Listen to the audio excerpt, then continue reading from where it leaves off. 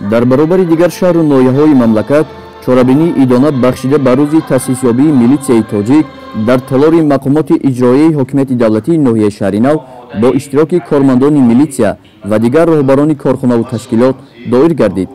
Сараввал роҳбарияти ноҳияи шаҳри нав тамоми кормандони милитсияро бо ин рӯзи иди касбияшон муборакбод гуфта қайд намуд ки мақомоти корҳои дохилии ноҳия кафили амният ва сулҳу суботи минтақа буда барои ҳифзи тартиботи ҷамъиятӣ, тинҷиву оромии рӯзгори халқ ва пешгирии ҷинояту ҷинояткорӣ саҳми босазо дорад. хизмати кормандони милитсия дар таъмини ҳаёти осудаи мардуми заҳматпешаи диёр ва устувор нигоҳ доштани пояҳои давлати демокративу ҳуқуқбунёд беандоза мебошад. баъдан намояндагони шӯъбаи вазорати корҳои дохилӣ дар ноҳияи шаҳри нав баромад намуда қайд карданд ки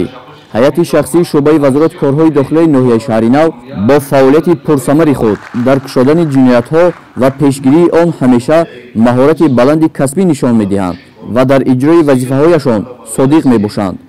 роҳбарияти мақомоти иҷроияи ҳокимияти давлатии ноҳияи шаҳри нав ва сардори шӯъбаи вазорати корҳои дохилии ноҳияи шаҳри нав аз хизматҳои шоёни муҳофизони тартиботи ҷамъиятӣ изҳори сипос намуда ба якчанд кормандони милитсия рутба, ифтихорнома ва тӯҳфаҳои хотиравӣ тақдим намуданд. дар ҳақиқат вазифаи пуршарафе ки давлати тоҷикистон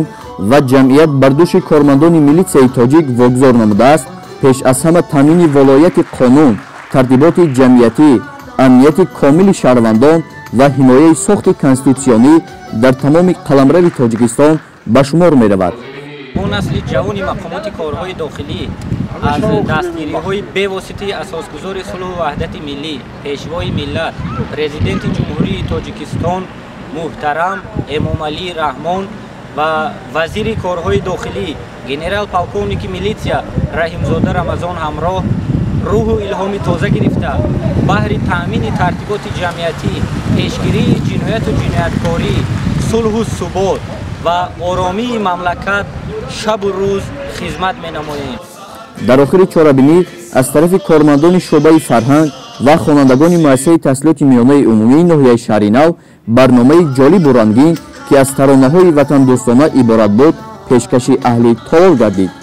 гузориши Соиднур Абдурасулов, Хуршед Ҳалимов аз ноҳияи шаҳри нав барои барномаи иттилооти Навид.